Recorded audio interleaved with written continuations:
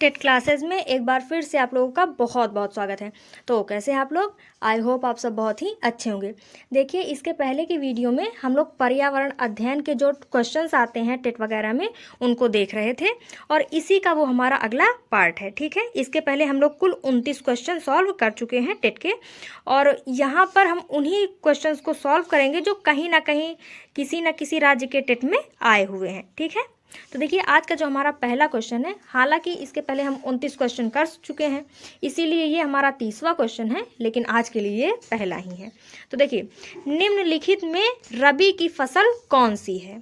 Option A है चावल, option B है चना, ऑप्शन सी है मूंगफली और ऑप्शन डी है कपास।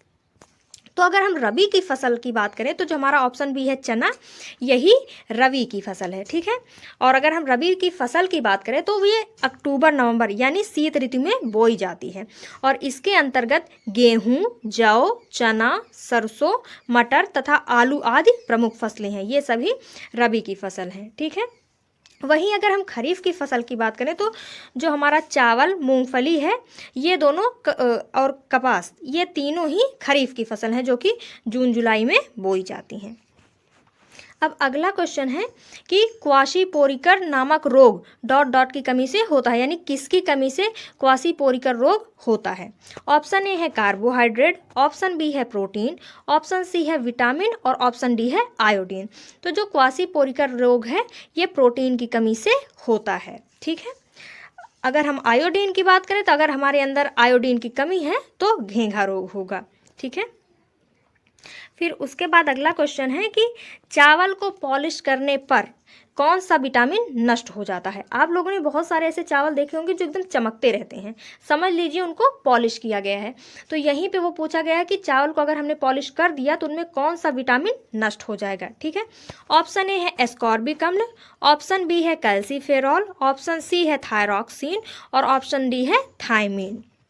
तो देखिए, जो थायमीन होता है यही नष्ट होता है। अगर हमने चावल को पॉलिश कर दिया तो उसमें से थायमीन नष्ट हो जाता है। लेकिन आप सोचेंगे यहाँ पे विटामिन की बात की गई है और नाम कुछ और दिया गया है। तो देखिए, जो हमारा विटामिन बी होता है इसी को थायमीन बोला जाता है। तो अगर आपको ऑप्शन में चाहे विटामिन बी दे चाहे थायमीन दे, दोनों का मतलब एक ही होगा। ठीक है, विटामिन बी का ही रासायनिक नाम थायमीन है। फिर उसके बाद अगला क्वेश्चन है कि प्रोटीन का सर्वोत्कृष्ट स्रोत कौन सा है? ऑप्शन ए है दूध, ऑप्शन बी है मांस, ऑप्शन सी है सोयाबीन और ऑप्शन डी है अंडा। देखिए, अगर हम बात करें तो चारों ऑप्शन में चाहे दूध, मांस, सोयाबीन, अंडा, सब में प्रोटीन की मात्रा पाई जाती है और अच्छे से पाई जाती है। लेकिन पूछा गया कि बहुत ज़्यादा मात्रा में यानी सर्वोत्कृष्ट स्रोत कौन सा है? तो जो हमारा सोयाबीन है इसी में सबसे ज़्यादा मात्रा में प्रोटीन पाया जाता है। ठीक है, फिर अगला क्वेश्चन है कि विटामिन ए की कमी से कौन सा रोग होता है? या फिर विटामिन ए की अगर किसी को कमी हो गई तो उसे कौन से रोग होने की संभावना होती है? तो ऑप्शन ए है रिकेट्स, ऑप्शन बी है रतौंधी, ऑप्शन सी है स्कर्वी और ऑप्शन डी है क्वाशीयोरकर। तो विटामिन बी की कमी से रतौंधी रोग होता है, जिसमें बच्चों को या जिसको भी ये रोग हो गया है उसको रात में नहीं दिखाया, मतलब रात में नहीं दिखाई देता अच्छे से सब कुछ। और पहले के टाइम पे बहुत ज़्यादा लोगों को रतौंधी होती थी और अब अगर जहाँ भी डिलीवरी होती है वहाँ पे पहले से ही बच्चों को विटामिन ए की कुछ ना कुछ खुराक पिला दी जाती है ताकि उसे रतौंधी ना हो। तो विटामिन ए की कमी से रतौंधी होता है। अगर हम रिकेट्स की बात करें तो अगर विटामिन डी की कमी है तो रिकेट्स होगा। स्कर्वी की बात करें तो विटामिन सी की कमी से स्कर्वी होगा। और ये जो चौथा ऑप्शन है क्वाशीयोरकर, इसके बारे में तो हमने अभी डिस्कस किया है कि अगर किसी को प्रोटीन की कमी हो जाएगी तो उसे क्वाशीयोरकर रोग हो जाएगा। ठीक है, फिर अब अगला है कि किस विटामिन की कमी से घाव से रक्त का बहना बंद नहीं होता या नहीं रुकता? यानी कि अगर किसी को चोट लग गई और उसका खून नहीं बंद हो रहा है तो कौन सा ऐसा विटामिन है जो सहायता करता है खून को जमने में? तो ऑप्शन ए है vitamin A, vitamin B, vitamin C या विटामिन के। तो जो हमारा विटामिन के है यही सहायता करता है घाव को मतलब रक्त को बहने में। अगर मान लीजिए रक्त बह रहा है तो ये सहायता करेगा कि रक्त बहना बंद हो जाए, यानी कि विटामिन के। अगर किसी को विटामिन के की कमी भी है तो भी संभावना है कि अगर उसे कभी चोट लगेगी तो खून आराम से बंद नहीं होगा। ठीक है, फिर अब अगला क्वेश्चन देखते हैं। क्वेश्चन नंबर 36, निम्न में से कौन सी खरीफ की फसल नहीं है? यहाँ पे है नहीं पूछा गया है, यहाँ पे नहीं है पूछा गया है। कहने का मतलब है कि अगर आप लोग कभी भी क्वेश्चन पढ़ें तो यहाँ पे एक बात ज़रूर ध्यान दीजिएगा कि है पूछा है कि नहीं है पूछा गया है, क्योंकि इसी में बहुत सारा कन्फ्यूज़न होता है। जो क्वेश्चन हमें आते रहते हैं हम उनको भी छोड़ के चले जाते हैं। तो यहाँ पे पूछा गया है निम्न में से कौन सी खरीफ की फसल नहीं है? ऑप्शन ए है चावल, ऑप्शन बी है गन्ना, ऑप्शन सी है गेहूं और ऑप्शन डी है मक्का। तो जो हमारा गेहूं है ये खरीफ की फसल नहीं है, क्योंकि ये रबी की फसल है। और उसके अलावा जो चावल, गन्ना, मक्का है ये सभी रबी की फसल में, माफ़ कीजिएगा, ये सभी खरीफ की फसल में ही आएंगे। फिर अब अगला क्वेश्चन है कि रक्त का थक्का बनने में सहायक है। इसके बारे में हमने अभी ही बात किया है। Vitamin A, vitamin B, vitamin E और विटामिन के में से कौन सा होगा? रक्त का थक्का बनने में सहायक विटामिन के होगा। ठीक है, फिर अब अगला क्वेश्चन देखते हैं। यदि एक अध्यापक आलू, चावल, ब्रेड व शक्कर के उदाहरणों का सहारा लेता है तो वह क्या पढ़ाना चाहता है? यानी कि यहाँ पे एक कंडीशन दी गई है कि एक शिक्षक हैं, वो अपने बच्चों को उदाहरण के तौर पे आलू, चावल, ब्रेड और शक्कर बता रहे हैं। तो बताइए वो जो टीचर हैं वो किस विषय में, किस टॉपिक पे बता रहे हैं, किस टॉपिक पे बात कर रहे हैं? ऑप्शन ए है विटामिन, ऑप्शन बी है कार्बोहाइड्रेट, ऑप्शन सी है प्रोटीन और ऑप्शन डी है खनिज लवण। तो हमारा सही होगा कार्बोहाइड्रेट। यानी कि जो आलू, चावल, ब्रेड, शक्कर है इन सब में कार्बोहाइड्रेट की बहुत ही अच्छी मात्रा पाई जाती है। ठीक है, और अगर कोई अध्यापक इन सब चीज़ों का उदाहरण ले रहा है तो जाहिर सी बात है कि वो कार्बोहाइड्रेट के बारे में ही पढ़ा रहे होंगे।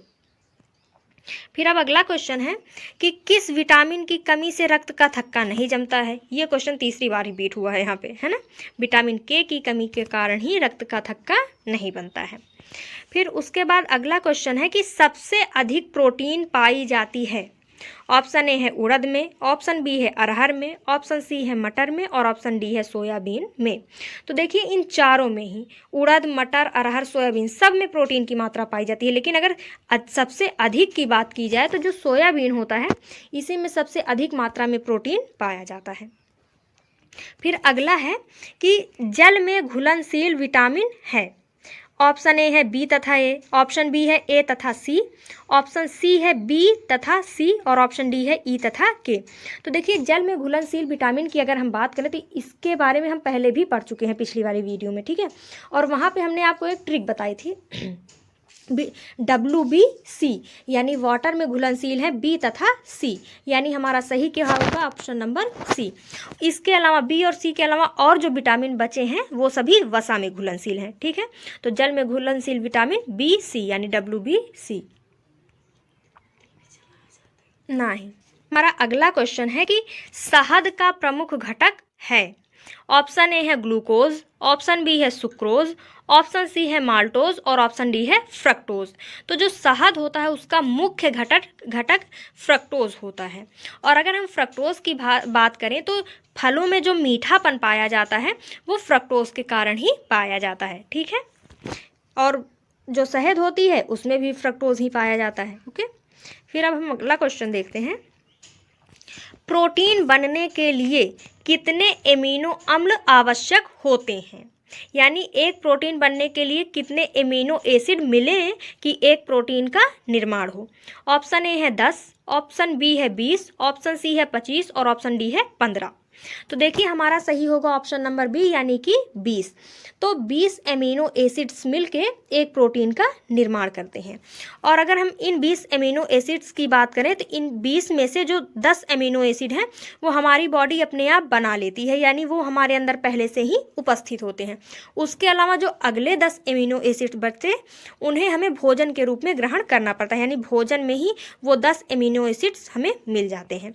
यानी 10 हमारी बॉडी खुद बना लेती है और 10 की हमें ज़रूरत होती है खाने के रूप में। ठीक है, खाने से ही वो हमें 10 मिल जाते हैं। फिर उसके बाद अगला क्वेश्चन है कि विटामिन सी का रासायनिक नाम है। ऑप्शन ए है साइट्रिक अम्ल, ऑप्शन बी है एस्कॉर्बिक अम्ल, ऑप्शन सी है ऑक्जेलिक अम्ल और ऑप्शन डी है नाइट्रिक अम्ल। तो जो विटामिन सी है इसका रासायनिक नाम एस्कॉर्बिक अम्ल यानी माफ़ कीजिएगा यानी ऑप्शन नंबर बी है। और इससे एक बात और आप लोग याद कर सकते हैं, एस्कॉर्बिक अम्ल और स्कर्वी मैच कर रहा है ना। विटामिन सी की कमी से स्कर्वी होता है और एस्कॉर्बिक एसिड विटामिन सी का रासायनिक नाम है। तो दोनों चीज़ आप लोग याद रखिएगा क्योंकि मैचिंग है, एक ही चीज़ें हैं, है ना, साथ में कोरिलेट करके याद रखिएगा। फिर अब अगला क्वेश्चन है, बिडाल टेस्ट का प्रयोग निम्नलिखित में किसे जांचने के लिए किया जाता है। यानी अगर किसी व्यक्ति का विडाल टेस्ट करवाया गया है तो उसे कौन सी बीमारी होने की संभावना रहती है, किस बीमारी को जांचने के लिए विडाल टेस्ट का प्रयोग किया जाता है। ऑप्शन ए है डेंगू बुखार, ऑप्शन बी है एड्स, ऑप्शन सी है टाइफाइड और ऑप्शन डी है मलेरिया। तो जो हमारा टाइफाइड बुखार होता है इसी की जांच के लिए विडाल टेस्ट का प्रयोग किया जाता है। ठीक है। फिर उसके बाद अब अगला क्वेश्चन है कि मनुष्य के शरीर के लिए ऊर्जा का प्रमुख स्रोत है। ऑप्शन ए है प्रोटीन, ऑप्शन बी है कार्बोहाइड्रेट, ऑप्शन सी है विटामिन और ऑप्शन डी है खनिज लवण। तो अगर मनुष्य के शरीर के लिए प्रमुख ऊर्जा स्रोत की बात करें तो वो कार्बोहाइड्रेट होता है, यानी ऑप्शन नंबर बी, क्योंकि कार्बोहाइड्रेट हमें चावल, सब्जी, फल इन सब से भी मिल जाता है। जो प्रमुख ऊर्जा का स्रोत है वो कार्बोहाइड्रेट है। ठीक है। उसके अलावा प्रोटीन जो होता है वो हमारे शरीर को मतलब भरा पूरा बनाता है ना। और विटामिन सी की बात करें तो ये हमें कोई अल्पता वाले रोगों से की कमी से बचाता है। ठीक है। यानी जो ऊर्जा का मुख्य स्रोत है वो कार्बोहाइड्रेट है।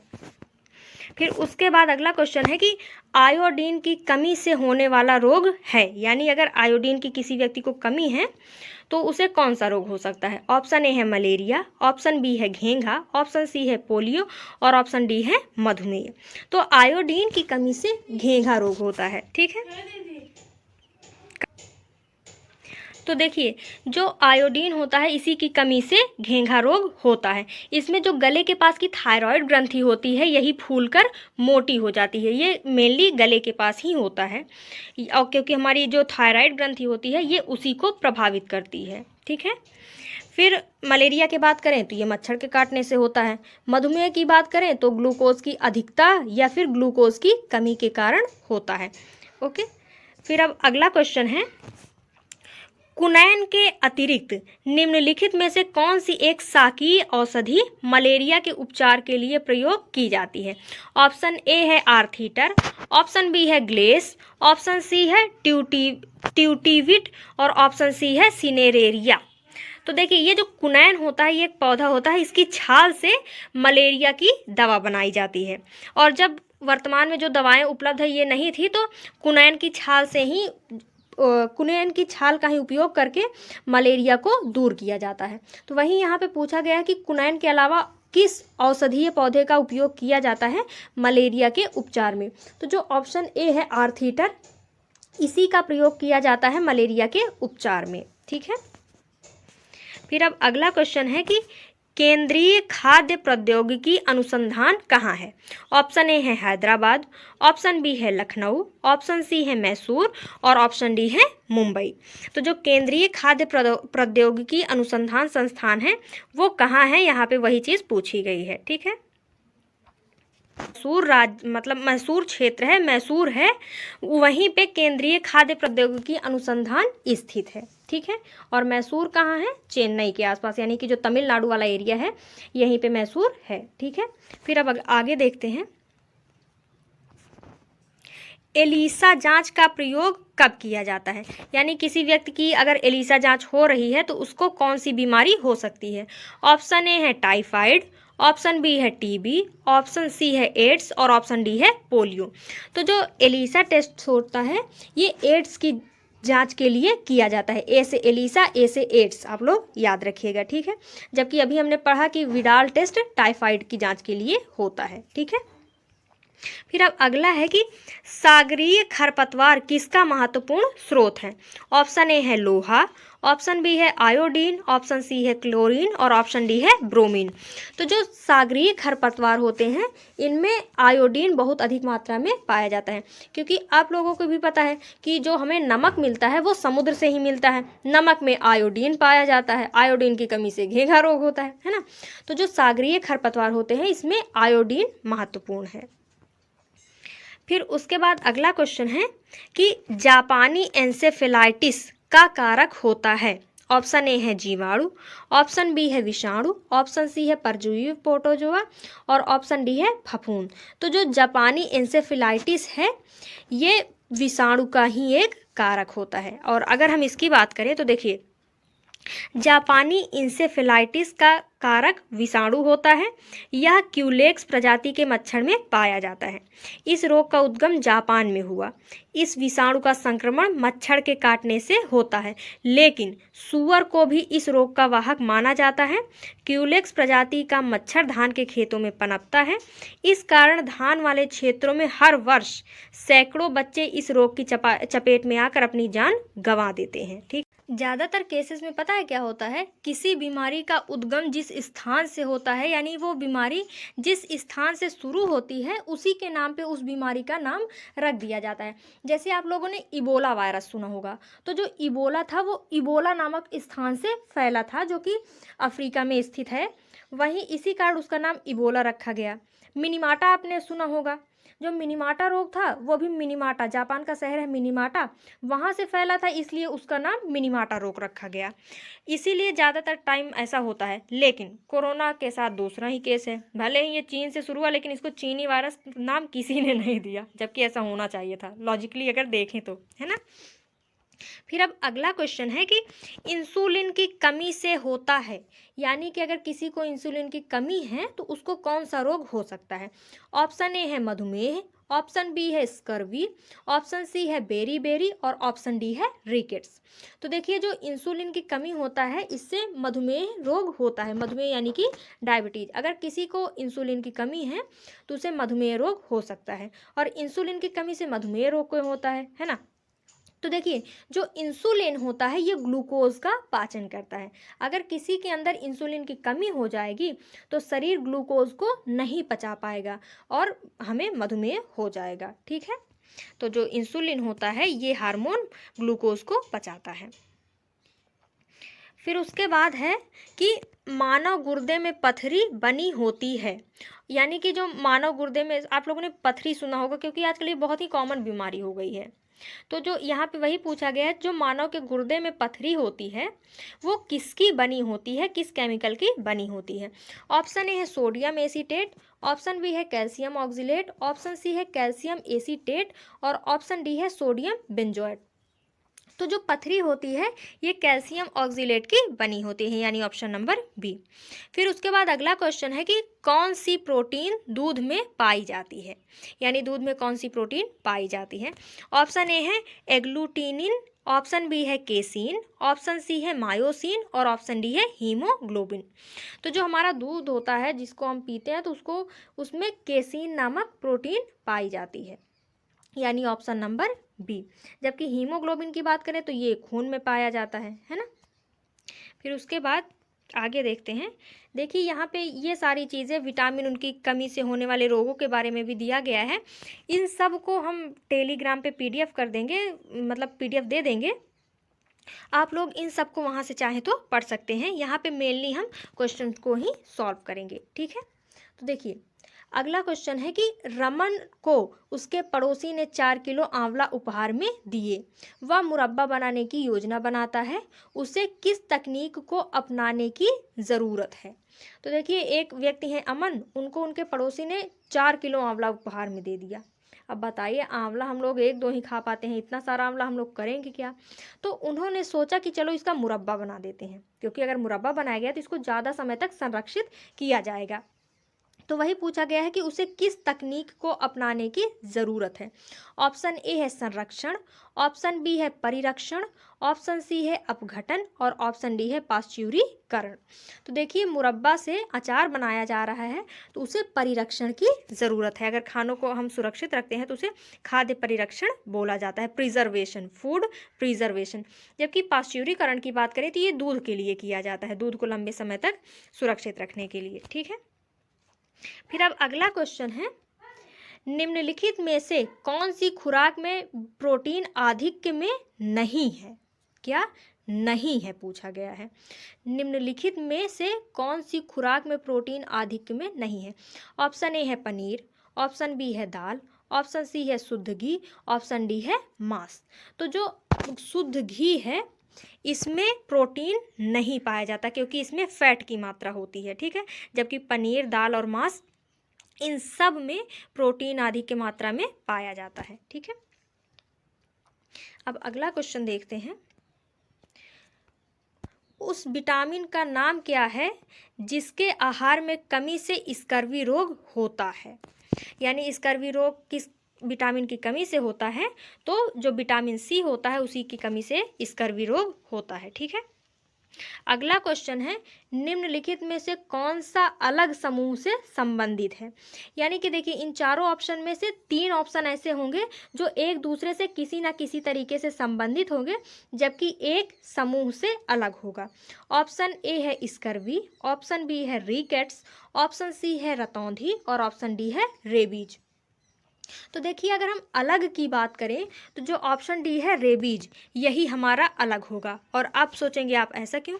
क्योंकि देखिए, जो स्कर्वी, रतौंधी और रिकेट्स हैं, ये तीनों ही जो बीमारियां हैं ये विटामिन की कमी से होती हैं। जबकि जो रेबीज होता है ये विटामिन की कमी से नहीं होता बल्कि कुत्ता बंदर के काटने से होता है, ठीक है। यानी कि इनमें से अलग कौन है? वो है रेबीज। कुछ क्वेश्चन हो चुके हैं पर्यावरण के, और भी जो क्वेश्चन हैं उनको हम नेक्स्ट वीडियो में डिस्कस करेंगे। मिलते हैं नेक्स्ट वीडियो में। Thank you.